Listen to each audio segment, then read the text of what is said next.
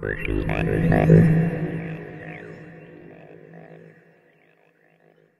afternoon and welcome to Future State, Envisioning 2021 and Beyond, a Health Systems CIO Media Inc. production sponsored by Proofpoint. Just a little housekeeping before we get started. My name is Anthony Guerra. I'm the Editor-in-Chief of Health Systems CIO, and I will be your moderator today. We're looking forward to some audience participation. You can send in your questions or comments at any time. Put those in the Q&A box. We'll take them later in the program, and we're going to do a poll later, so we look forward to you participating in that. Nice way to see the screen today. Click on the top center, get it in side-by-side mode. Adjust the divider to get everything the size you want it, and it should say speaker view in the top right-hand corner. Just so you see how we're going to spend our time today, we're going to go about 40 minutes with our main panel discussion featuring Tony Ambrozie, SVP and Chief Digital Officer with Baptist Health South Florida, Saad Chaudhry, CIO with Luminous Health, Miri, CIO at Dell Medical School and UT Health in Austin, and Ryan Witt, Managing Director of Healthcare with Proofpoint. So we've got quite the collection of folks for you today. Let's jump right in. I want to make good use of our time. Can you give us an overview of your organization and role? Tony, can you get us started? Sure, absolutely. So I'm Tony Ambrozie. I'm the Chief Digital and Information Officer at Baptist Health South Florida. Now, in full disclosure, I just started some short 3 months ago, and this is also my first absolute foray in healthcare. So, previously, I was with the Walt Disney Company as a Senior Vice President for Technology and Digital. I would say that the title kind of describes well the role and the organization at this point. There is, on one hand, there's a dual focus, or there's a focus on digital transformation, and that's along 4 dimensions. That is consumers, patients, clinical staff, and operations. Also, in parallel, the second dimension with building and rebuilding the technology and data foundations and capabilities in order to deliver the digital transformation. Now, I get this question a lot, so I'm going to preemptively answer what attracted me to healthcare and what attracted me to Baptist. So healthcare, I believe there is an enormous and probably unique once in a generation opportunity for transformation in healthcare. And I'm sure we're going to talk a little bit more about that. Now, what attracted me to the Baptist, first and foremost, is the very powerful vision in terms of digital and data. The CEO, Baptist CEO, Brian Keeley, talks about Baptist wanting to be the Amazon of healthcare in South Florida. And then together with very strong support and conviction and drive at all levels for this digital transformation. So both of those are very attractive. Excellent, very good. Saad? Hi, everyone. My name is Saad Chaudhry. I am the Chief Information Officer for Luminous Health. As an organization, Luminous Health in itself is relatively new, and I am yet newer at the organization. I've only been here for about a month. The organization has only been around for under a year. It was launched after 2 local regional medical centers and health systems combined together to form this small to medium-sized enterprise. It's comprised of 3 inpatient facilities, campuses, what have you, totaling about 650 beds, and then a ambulatory network of about 60 or so facilities, and then some other enterprises such as imaging and labs and so on and so forth. We are located in Maryland, around the Annapolis, going a little bit west, central Maryland area. And the organization has a great legacy in the smaller parts that came together to form it.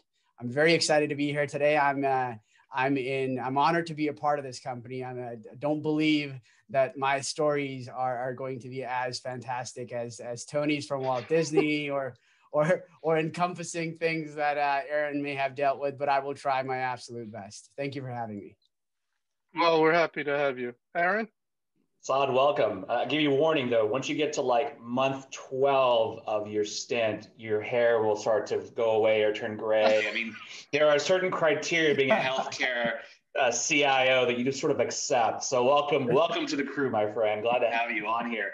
And Tony, welcome to you as well. But I mean, you were trained with the best at Walt Disney. You know, we look to them and the Ritz and others as icons in the healthcare industry as to what to become, hopefully. So I'm excited by what you're going to do down there. And, you know, I will say a shout out, you know, you have some phenomenal hospital presidents, folks like Michael Mayo, who I worked with in the past, who are just brilliant operators. I have no doubt that you will just excel in your role. So welcome. Thank you. I appreciate it.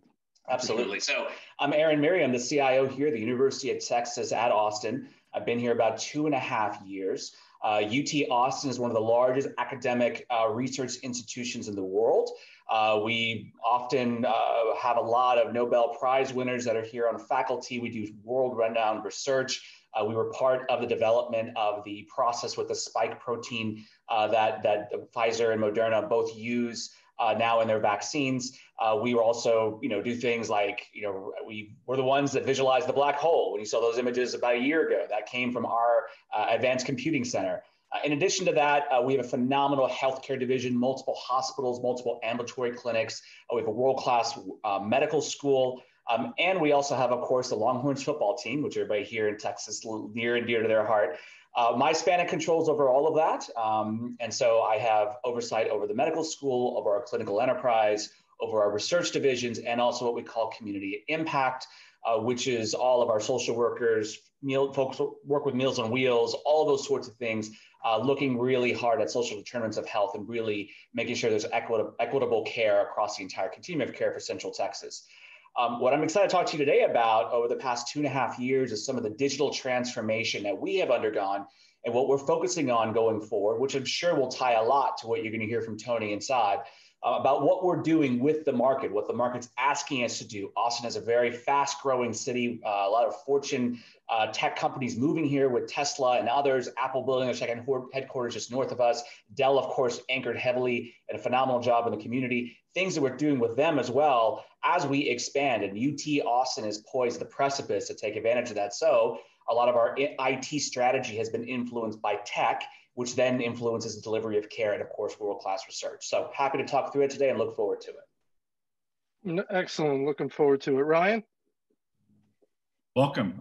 Thank you for having me. I'm very excited to be here and talk about all these wonderful topics that we have discussed. Particularly, and I should talk about my role first. So my name is Ryan Witt. I run the healthcare industry practice at Proofpoint. Proofpoint made a deliberate investment in a small number of core industries, healthcare being the first one, and I lead that charge. I also run the company's healthcare customer advisory board. It's the only industry-focused advisory board that we have, and we've been going now for 3 years and trying to understand use cases and challenges for healthcare, making sure that we are enhancing the experience for the industry and solving for those sort of problems. With regards to Proofpoint, Proofpoint is a cybersecurity company that's totally focused on the main threat vector these days. And so if you look at how cyber criminals launch their attacks, they're almost always these days launched against people, usually on email, but there are other channels as well. That's how they're launching their attacks. We are wholly focused on protecting that threat vector, how people work, how they communicate, how they operate, and providing a whole range of controls to protect the bad guys protect the good guys from the bad guys getting in. That's who we are. With regards to today's conversation, I'm also really excited about the digital transformation that's happening in healthcare. I think we're at a unique opportunity in the marketplace that, of course, that transformation's occurred in many other industries. From a Proofpoint standpoint, or from my standpoint, I'm really interested in the enabling capability, the importance of cybersecurity as a means to allow this digital transformation to occur. Because if you don't have a robust security background and means to protect these online or future sort of engagements, I just don't know how you establish and maintain the very important doctor-patient relationship, which has been the bedrock of how care has been provided. So I'm interested in how cybersecurity plays a role there, and then more broadly, how cybersecurity plays a role in protecting patients. I mean, we've seen too many examples lately where cyber attacks have essentially taken down health institutions to the point where they can no longer provide patient care, at least in the way that they would expect to provide that care. Definitely all wrapped with security, everything we're going to talk about today. So very good. All right, Saad, let's start with you. What's your biggest takeaway from what you experienced in 2020? And what did dealing with the COVID crisis teach you? Well, I think I speak for many out there when I say that one of the biggest takeaways is that right when you think the year couldn't get any worse, something else comes along. 2020 has absolutely been one for the books. And what I realized very quickly was that many industries, not just healthcare, we pay lip service to a lot of contingency planning, and we don't always sort of realize the depth of our own technical debt until something happens. And this is human nature. This is just the way we are. This happens in our own personal lives as well, in our homes. Until something absolutely breaks, we're not looking for maintaining different things around our own homes as well, at least in mine. So before this role, I was in the Middle East for a little while. I was with a Gartner, which is, of course, a technology advisory firm. And before that, I was, of course, in healthcare as well as a CIO. And so I was able to see the year 2020 from multiple angles, in healthcare specifically in 2 geographies, but then outside of healthcare with other industries as well. And what I realized was that there were some basic things. For example, the framework to work remotely while having access to every resource you need from a corporate standpoint within healthcare organizations. What I realized very quickly was, I don't know why, I don't know at what point in time, but healthcare organizations were a little lagging in just that basic corporate function itself. And then the other thing I realized was that geographically, United States, yet again, was a little bit behind in terms of remote work for your own employees and your staff. And I think that's also part of the fact that we're a large country. We are a little isolated on each side. So it takes a while to travel outside of national borders. So there's not a lot of impetus to say that we may be able to do things remotely, whereas in the Middle East and Europe, the national boundaries are very short. They're small. You cross them often. There is a large inclination to say we can do this remotely, and there always has been. And then going into the healthcare side, where the rubber meets the road at the hospital, that also carried over. So if you have smaller geographies and you have renowned centers of care, chances are you are catering to people remotely a lot more. You're doing a lot of the pre-work of showing up at the hospital remotely, whether it's over the phone with concierge, whether it's through telehealth and video visits, or whether it's just filling out questionnaires basically online. So you're already doing that in geographies where the countries are closer together. In the United States, this is nothing new either, but there wasn't a lot of thought in how this would work if this was to be the switch 100% all of a sudden due to a pandemic. So from my perspective, that was a big takeaway, that these things exist. It didn't require a lot of innovation, no invention whatsoever, and we had been paying lip service to it, including myself, but we didn't actually we didn't have the ability to activate them from soup to nuts when the time came. And I was going very good. Sorry, I was going to second the point that Saad made at the beginning about technical debt.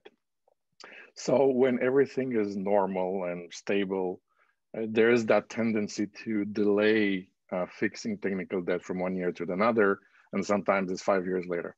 And then some crisis hits. Of course, the pandemic is once in a century, but there are other smaller crises that can happen, whether it's a natural disaster or what have you, or a shift in the market, as retail has been seeing for a while. And so it's very important to invest in that technology, eliminate as much as possible the technical debt, keep things current, but also keep systems integrated. And I think when I say we as collective, I don't think, excuse me, we could have done what we've done this year without having those elements in place and having invested years ago. So, because you know how it is, how they say it. If you want a tree shade today, the best time to seed that tree is 20 years ago. So you would have had to invest on a consistent basis. Very good point. Aaron? Yeah, so I echo exactly what Tony and Saad were saying. I would say the biggest takeaway in this year, looking at it retrospectively, is agility. And I would sum it up as the ability to deal with the unknown obstacles that are coming your way that Saad alluded to, and also being able to figure out, okay, I didn't invest 20 years ago in a seedling that's now a tree, but maybe I could make do with X, Y, and Z instead and make it work. And so that ingenuity and the ability to be agile on your feet became critical. What I'm thankful for is, you know, UT Austin had afforded me at least a year and a half of time before COVID-19 broke out. So I was able to have things in place that didn't exist when I first got here. Like, we established a DevOps team. So I was able to build solutions quickly in either any major cloud service provider. I was able to do things on our digital front beyond just website design and engagement, but really app development, which paid dividends when it came to contact tracing and home monitoring. I was able to make partnerships with a lot of the startups versus the traditional big giants because we were invested in that. You know, UT Austin believes in looking at the entire ecosystem and doing what's best for the city of Austin. And so to the degree of it, I was able to make quick partnerships on the fly, depending what those obstacles were as related to COVID-19. And I would also say that our investment and our staff was key in making sure that we had the communication vehicles available to make sure people were kept in the know. In the early days, the news was flooded with horrific images out of New York and Boston and just sad situation of what was going on. And it did have a morale effect, but being able to communicate and innovate and more focus on the positives, we're going to get through this, we're going to round the corner, things that we can do, allowed me the ability to be agile. And I'll give you a specific example. And Anthony, I think I've talked to you about this before. You know, we were running low on PPE at one point, and I said, forget it, I'm going to 3D print my own. And we 3D printed our own N95 filtered masks to outfit our clinicians so they weren't stuck wearing a bandana if we had run out of official N95 masks. You know, that doesn't just happen. That takes a team. That takes ingenuity. It takes the ability to take chances. It takes a team willing to go to the edge and go, can we even do this? Now I have a much better appreciation for the design mechanisms and mechanics of an N95 mask, I'll tell you that. But to the degree of it, it's not, man, what am I going to do because I don't have a seedling that grew into a tree? But rather, what can we do? What tools do we have at our fingertips? What can we imagine to create and move the ball forward and focus on that? Because as science is beating the virus and now we have a vaccine in hand, we had to be able to keep the morale pushing forward because the organization couldn't stop. We didn't have the ability to simply say, stop taking care of folks, I'll go home. We had to be here. We're on the front lines. IT had to be an enabling entity to do that. Otherwise, this whole thing comes to a grounding halt. So for me, it's agility, it's imagination, it's perseverance, and it's belief that tomorrow will be brighter, will be better, and everybody buys into that. Very good. Very good. I'm going to follow up on some of that stuff in a minute, but Ryan, I'd like to get your thoughts. Yeah, I'd echo everything that was said. I'll answer the question from a cybersecurity sort of perspective. I think the big takeaway for me is the sophisticated nature of the attacks and how they've evolved. If we talked about this sort of discussion 4 years ago and we had a cyber angle to it, there'd be a lot of focus around network-based attacks. How do networks get exploited because of lack of patches being deployed, et cetera, 0 days. Today, 2020 has been all around social engineering as a means to launch attacks. And the same level of dedication and sophistication and patience that led to a cyber criminal finding a 0-day exploit has also now been deployed to harvesting data from Facebook and LinkedIn and other social media sites to go launch their attacks. And if you look at, as Proofpoint does, we track research in this area very closely because we believe understanding where attacks are occurring is a great way to figure out where to roll out your adaptive controls. Very clear analysis and trend lines of, in the early stages of the pandemic, going back in the January, March sort of timeline, all the lures that we were seeing around imposter style emails purporting to come from WHO or CDC, and it's all FAQ style lures. Come here for more information. Then it was, to Aaron's point, in March, it was all around, the lures were all around, hey, we found this treasure trove of PPE and other medical equipment. That was the lure. Approve this invoice, we'll send it to you. As the pandemic evolved, it became around tax stimulus, the CARE Act. It became around, mimicking patient portals, attacking people how they work at home. So and to the point now where, of course, where the attack lines are all around trying to look at the supply chain of how the virus is being deployed, like physically being deployed. So attacking that supply chain and the deep cold storage of how Pfizer and others need to go deliver that.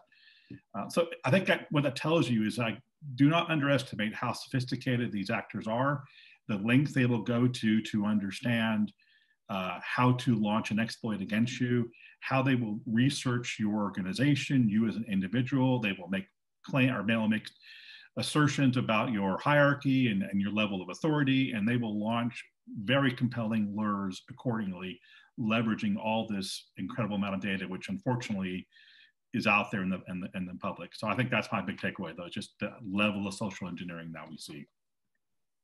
Perfect. Thank you, Ryan. I want to follow up on this concept that was sort of described to me in the answers previously about being prepared for a crisis.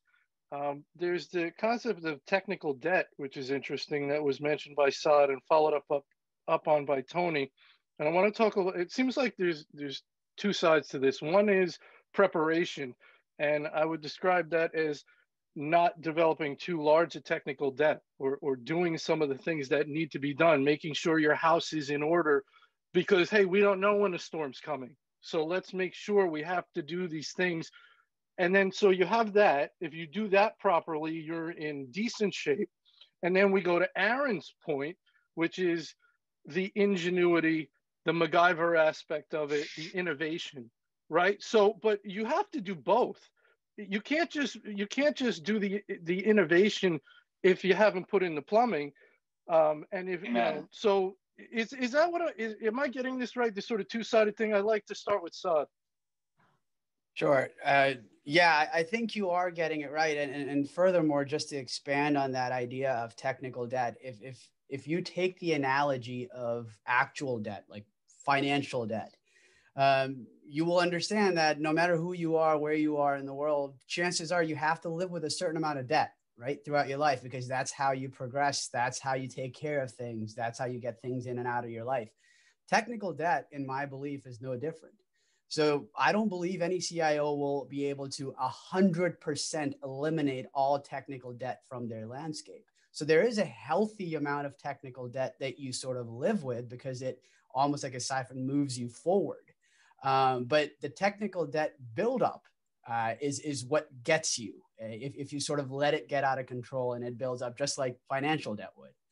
Your point about balancing the two, the forward-leaning sort of inventiveness, innovation side, and covering up and remediating all your technical debt, the plumbing piece, the things that you build stuff on top of, right. That's a tightrope walk. Because there's going to be limited resources, and there's always going to be focal points for what you must campaign for and against as a CIO in any given year. And so that's going to be a tightrope walk, because you're going to have to figure out which debt you can carry for that year, for that fiscal year, for half a year, whatever it may be for you. And where can you sort of put those resources into the innovation side, the forward-leaning side? And places that like and CIOs like Aaron, I think that is a very good example of it, because he was able to do that balance, and that balance for him was right in time, because when COVID struck, he was able to utilize that balance to lean forward. He was able to print his own N95 mask, which is an awesome story, by the way, Aaron. And I'm sure Tony has some stories of his own of how he walked that tightrope. Yeah, he built Walt Disney. He built Walt Disney World. That wins. I'm sorry, that wins. No, not anyway. But I totally agree. You have to have both. You have to have that foundation that is relatively more modern. The other thing I would say, in order to be able to innovate, you can't innovate on all things that don't work very well. They're not integrated. It just this doesn't work, and it would be just a thin layer that goes away soon. But it's also having a strategy, let's say, around digital, around data, and pursuing it.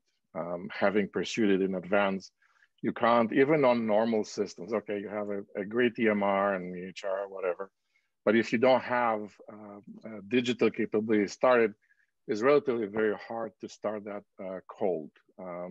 So therefore, having a digital strategy, very important in these situations. I think that's in my past experience, definitely that helped immensely, because then indeed we can innovate on top, not on just on top of the foundations, but also on that digital and turn around very quickly.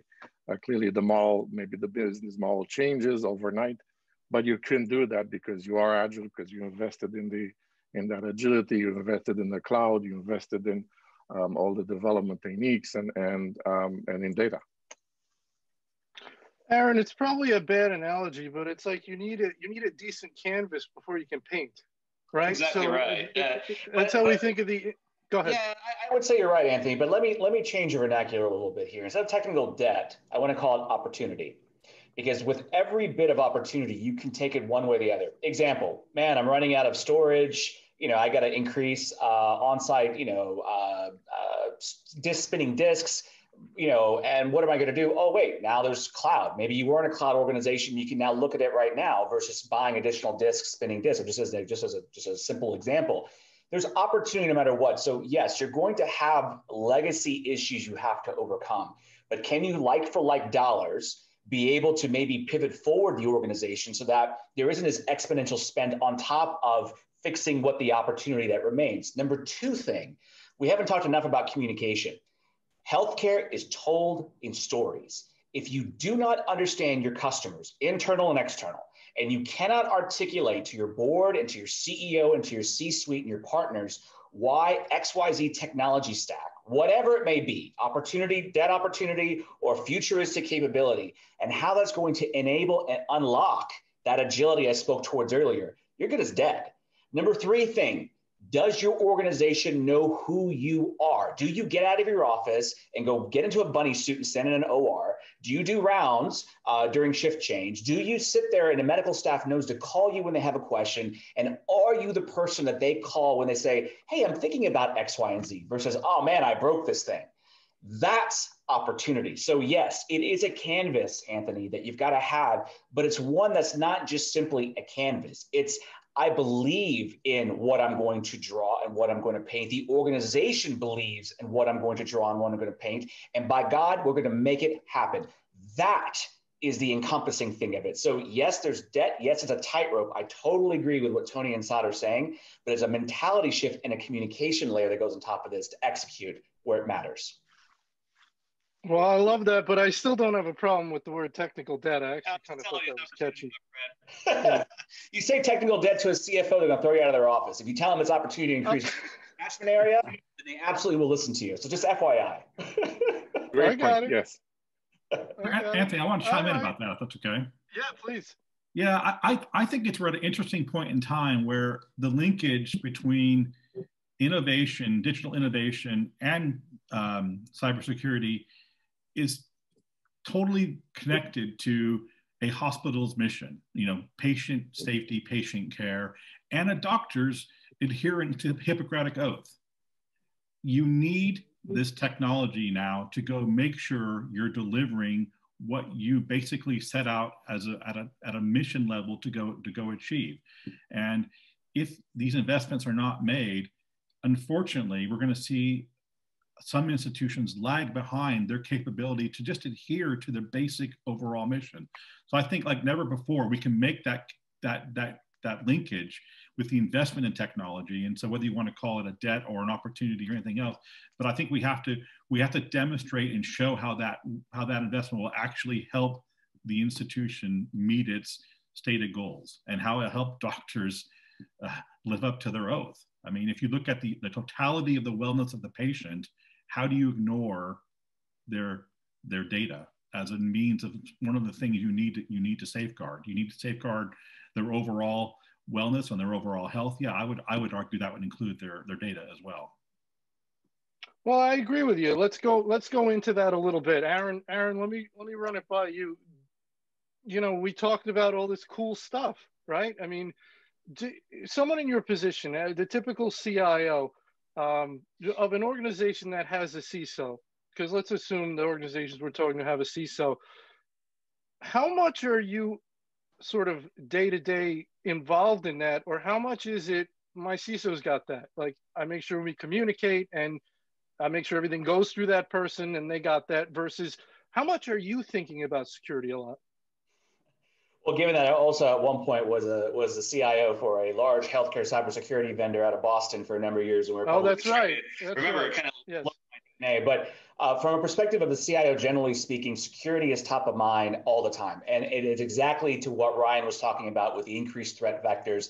Now, the day doesn't go on that people aren't trying to phish me, or I'm getting some sort of LinkedIn messages or whatever else. You know, I kind of put myself out there on a social platform because I believe in our community and what we're doing technology-wise, but it also opens me up to a lot of personal people trying to solicit me, a lot of foreign nation attacks, things like that. I'll give you a specific example. When we, early days of COVID-19, we stood up what was basically a COVID-19 PPE exchange, right? So we stood up a quick forum online to allow organizations in Austin to coalesce who has masks, who has gloves, who has gowns, who has face shields.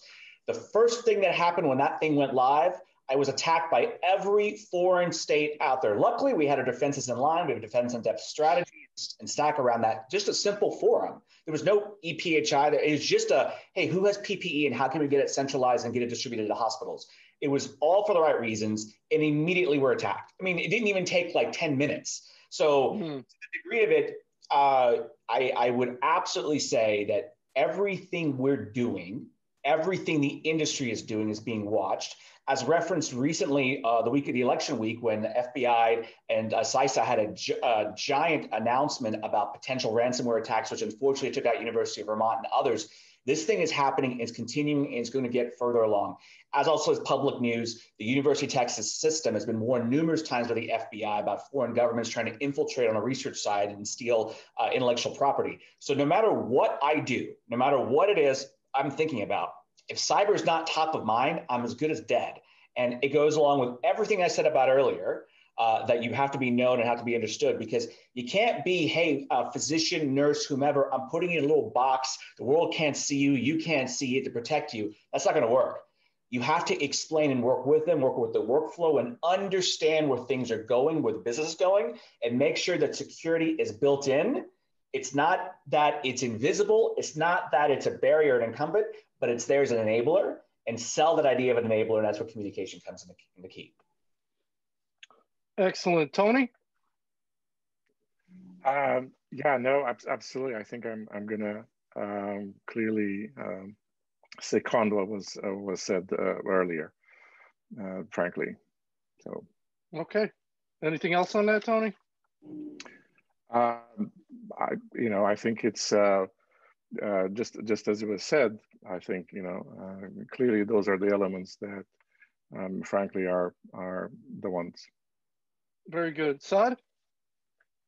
I think Aaron put it very, very well when he said that there can't be a day as a CIO in the healthcare world that goes by where you should not be thinking about cybersecurity. So having a CISO doesn't offload that.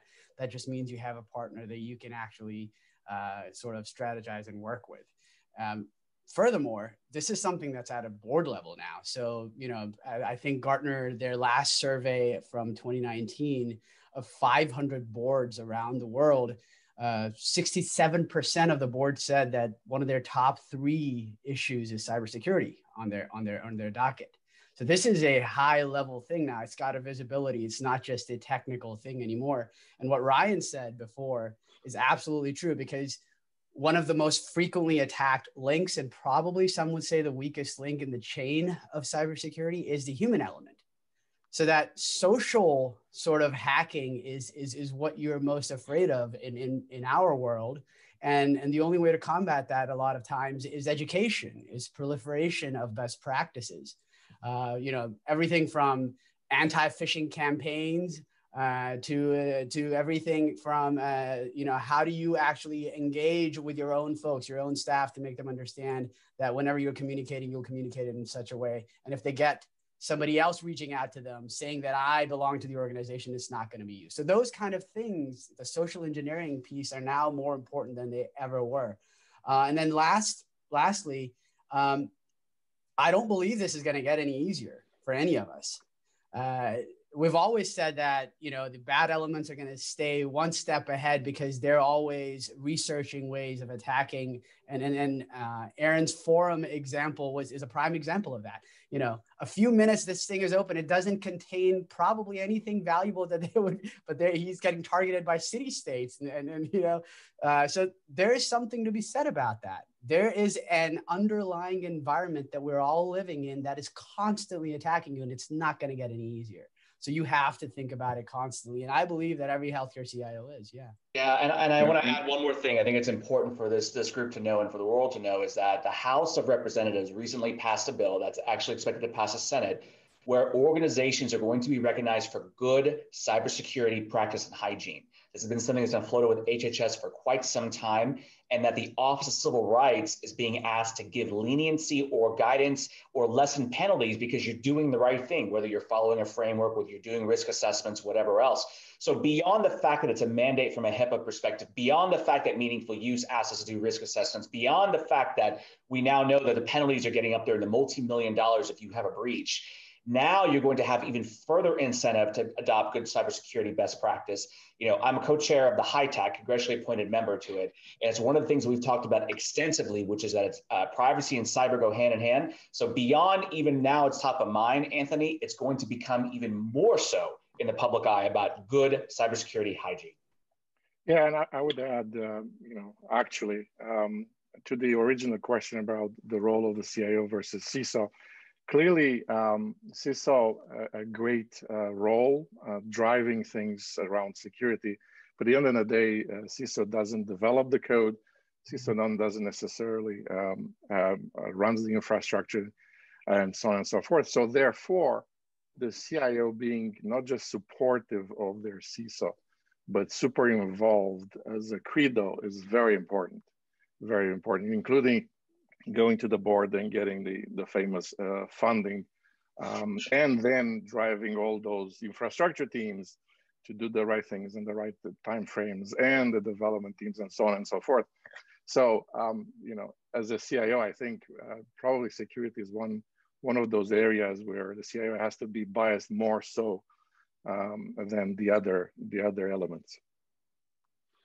Well said. All right, Tony, let's stick with you, Tony. What are the top 3 IT trends you're watching in 2021, and your organization's top 3 priorities? They might not be the same thing, right? So your thoughts there? Probably not. So what I would say, with my 3 months in healthcare, I would say the following. I'm seeing, major technology vendors, the 3 cloud providers, major cloud providers, Apple, Salesforce, ServiceNow, increasingly getting involved in healthcare and healthcare systems, more so. Even sometimes as the periphery, kind of they try to avoid that regulatory burden, so to speak. But that in itself is great news. Probably number 2 would be startups and other similar vendors and smaller vendors, providing innovative capabilities as they have been for a while, but this time a little bit more integrated and more broad in scope, and with somewhat less assembly at home required. There's a tremendous amount of innovation, but I think in the past has been very point-based and not necessarily very ecosystem aware, even when the integration, the rigor integration with the EMR has happened. And then I think number 3, I would say a lot better working and more robust IoT and at-home sensors. Obviously, this has started as before the pandemic. It developed during the pandemic, but this has long legs simply because true caring for health is something that doesn't just happen when you talk to a doctor or in a hospital, and therefore those technologies, the core technologies, I'm looking to see them getting better. In terms of, I think the second part of the question was organization top 3 priorities. I would definitely see for us the digital front door, the focus on the digital front door. And this is fluid and frictionless interactions for consumers, patients, and the clinical staff. Number 2, I would say around AI and machine learning, that is specifically injecting, so to speak, the machine learning optimizations and recommendations back into the operational systems. We talk a lot about AI and ML. At this day and age, everybody can do some ML on their laptop or on a VM in the cloud, but really the power and the value comes where that cycle is closed, which is when the recommendations are integrated back into the transaction system. So this is definitely very important. And then, and I think Ryan would be pleased, certainly security is a perennial priority, and clearly that continues to be.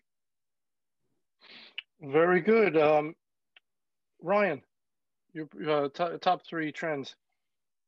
I'm going to answer the question in relation to the question posed by Louis Bonetti on the chat function there, around how social engineering attacks and how sophisticated they are, and how do you mitigate against that.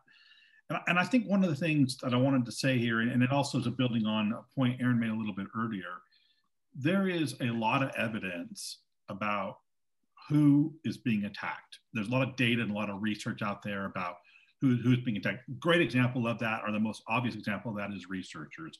If you have any sort of clinical research component in your institution, for those on the call, like, you can absolutely guarantee they are being highly targeted. And not only are they targeted, they're probably going to be targeted by the people you really least want to be targeting you, i.e. the nation state actors, those who have the most sophisticated sort of exploits to launch against you. And it's very clear to me that most health institutions do not have the ability to roll out, kind of gold standard security controls right across the organization. It's just totally impractical. They don't have the resources, they don't have the budget, they don't have the access to technology. So you have to place what I call your security bets. You have to figure out where you want to roll out your adaptive controls to best safeguard. And I think using research and using insight and intel to go figure out where do you place your security bets. So for example, if you knew your researchers were being attacked, or anybody who has a social media presence at all are being attacked, what could you put in place to mitigate against that? So there's a whole range of options, everything from, enhanced sandboxing to multi-factor to security awareness training. There's a whole range of options. But I think using that threat insight to go figure out and drive your strategy and drive the adaptive controls is a great way to understand how attackers are attacking you. And I think it's like, I almost equate it to like, for basketball fans out there, I mean, they didn't really take the 3-point shot that seriously, I don't know, 15 years ago, 10 years ago, but it became a cornerstone of how NBA teams now play. Well, now you pivoted the defenses accordingly, and you guard against that sort of play. Pivot your security defenses accordingly and guard against how cyber criminals are attacking people. Yeah, and I would say con Go ahead, Tony. Absolutely, because the thing is, you can't defend everything, right? And so you have to prioritize. You have to know what the dangers are and the attacks are, and really prioritize defending, the most important assets. Certainly, you can't get distracted, and so therefore, you always should have in my opinion, should have some sort of list that all those priorities, this is the you know, whether the vulnerabilities, the dangers, the attacks happening. Very good. Saad, your trends. So I think between Tony and Ryan, we hit on some of the big ones. But the one thing that I would say in terms of just general trends that I would foresee is this, instead of Game of Thrones, it's a game of ecosystems. And we're seeing that play out already, you know, the most recent one being, you know, Salesforce getting Slack. So there is this game happening where they're building out ecosystems within the confines of their own brand, of their own organization, of their own company, of their own vendor. And similarly, it's no different for healthcare organizations. There's been some rather large named mergers. And I don't believe that the merging is only happening at that level. It's happening at smaller healthcare organizational level as well. And it may continue into next year. So those are some of the trends in terms of the industry at large that I could probably add to, other than the ones that Tony and Ryan touched upon, you know, cybersecurity, the Internet of Things playing a major role, especially now that we have seen how it can be utilized in the healthcare continuum during COVID. From the three priorities from my organization's perspective, you know, as a newly formed organization, so we're sort of going through that process of the what do you do post M&A activity. So that includes things like standardization of your own ecosystem internally, includes a heavy load of integration, both organizational and IT, but it also includes other things that have now actually gotten into the limelight in healthcare: granular patient consent, price transparency, you know, adopting some kind of a digital literacy sort of workforce program internally. So make sure that all the tools that you're making available, the data you're making available, the analytics can actually be digested by the folks that make some operational decisions inside your own workforce.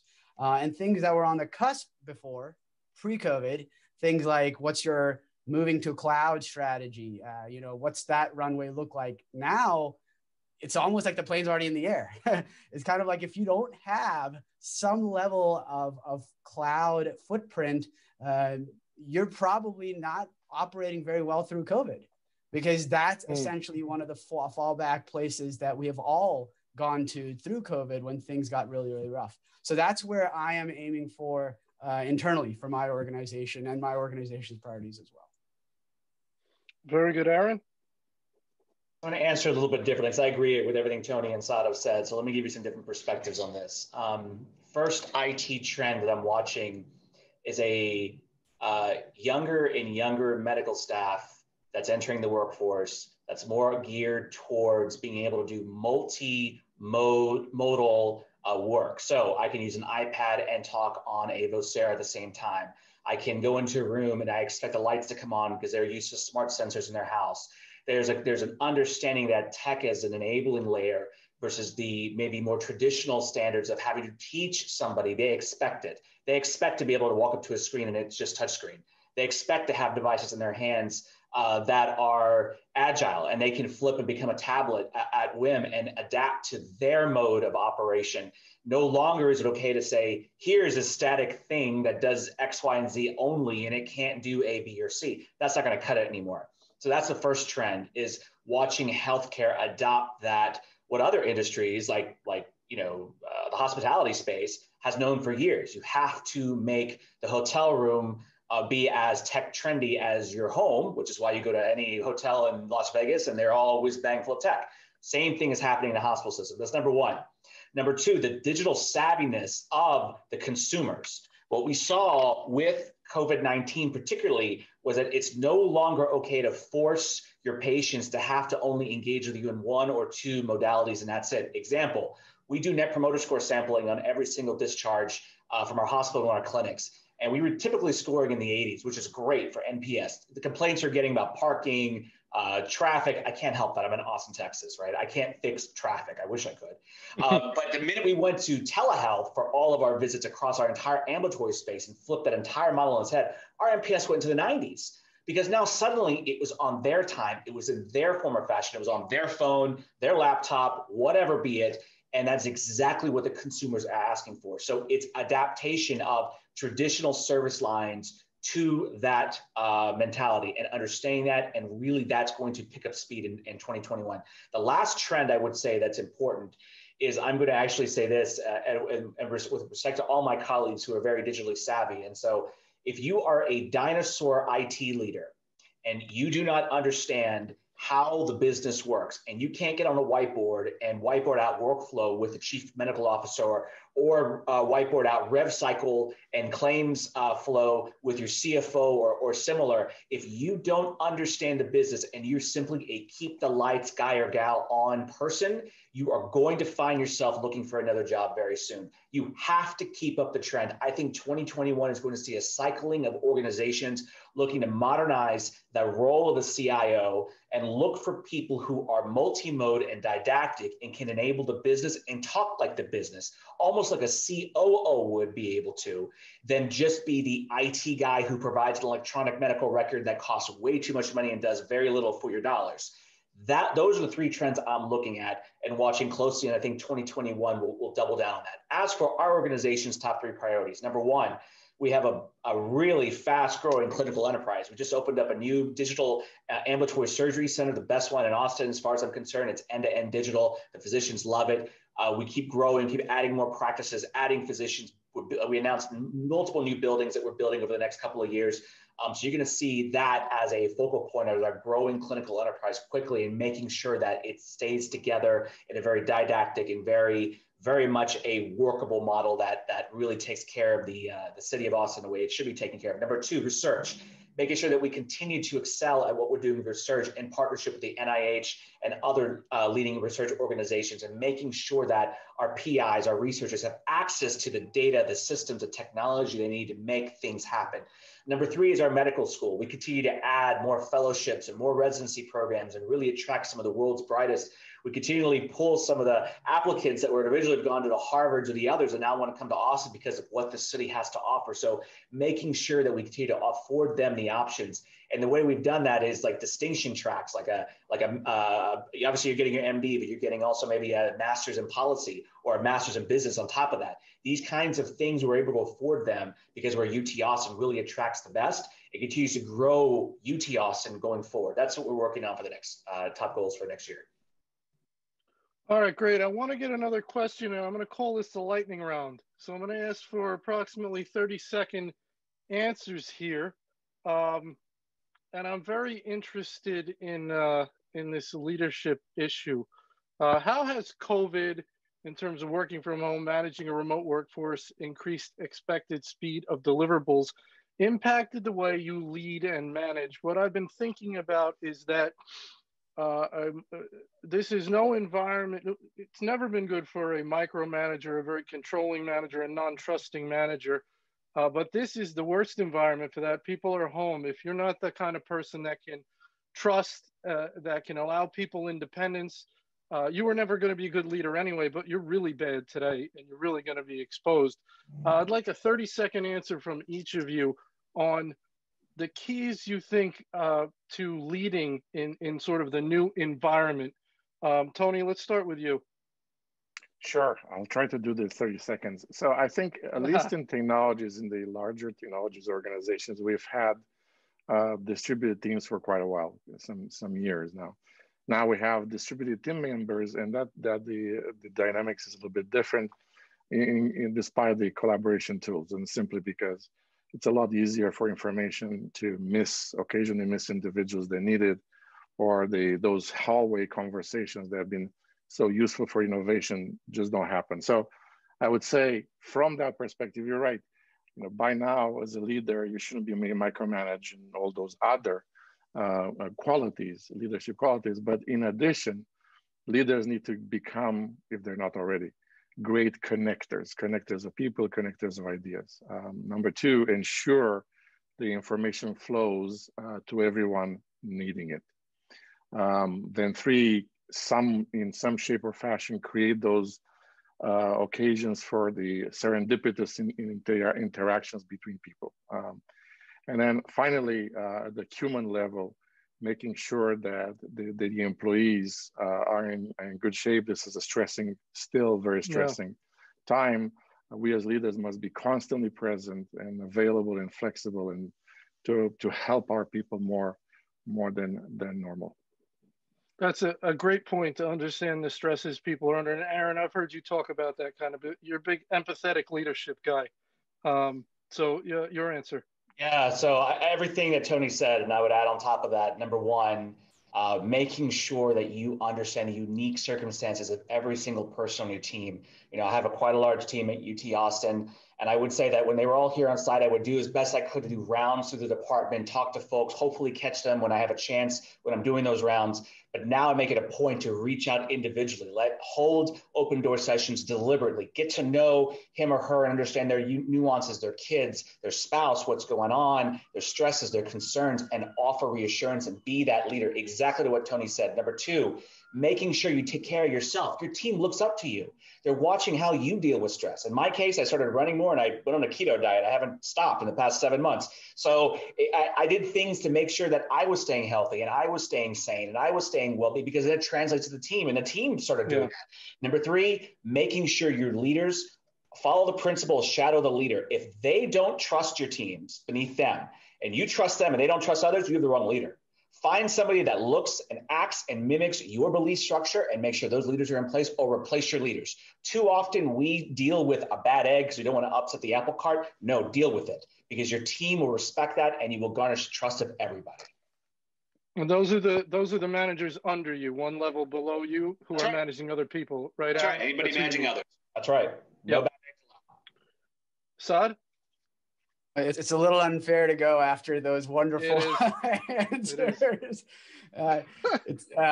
They've covered, I mean, in an amazingly eloquent way, everything that COVID has meant and what it has impacted how all of us must lead and manage. The only things I may be able to add is essentially one of the things we realized very, very quickly as an organization was how much more we could do when needed, and when you could cut out some of the fat in your day-to-day tasks, or the planning piece of it, or the getting on schedules and walking over to the office, and then coming late to meeting, and so on and so forth. So that's actually helped. But what hasn't helped is essentially the human component, as Tony and Aaron both touched upon in different ways. People tend to start feeling a little more disconnected. When you have people that are very extroverted, or when you yourself are, as a leader, very, very social, you sort of take it for granted that you're able to have conversations. When you walk around, you're able to connect with people. In this environment, you have to be very deliberate. You have to actually reach out. You have to make those components still work. You have to do, morning coffees with Aaron, morning coffees with Tony, where you just sit with a cup of coffee in front of your computer and you just chat about stuff that may or may not be related to work. You have to do these social interactions on purpose, where they were just happening naturally in the past. So that has been another thing that has changed in how I'm leading and managing. And the last thing about the work itself, this kind of builds upon what Aaron said last. You need people that are managing up. So you don't want them managing down, especially in this landscape. You don't want them going down to say, hey, why aren't you doing it in this exact way, micromanaging? You want them managing to your level, because you want to manage above your own level as well. So if you're in healthcare, you want to understand what the CMO is going through. You want to understand what everybody else, CNO and everybody's going through. And you want your lieutenants to think like you. You want their negative ones to think like them. And this is so important, because you cannot function as a leader right now if you're thinking a level below, because that is truly going to be impossible, the micromanaging aspect of it in this environment. Excellent point. Well, Ryan, I'm going to get your thoughts and let you give us the final thought, because we're about out of time. We are. And it's really unfair to come now. Now it is. Yes.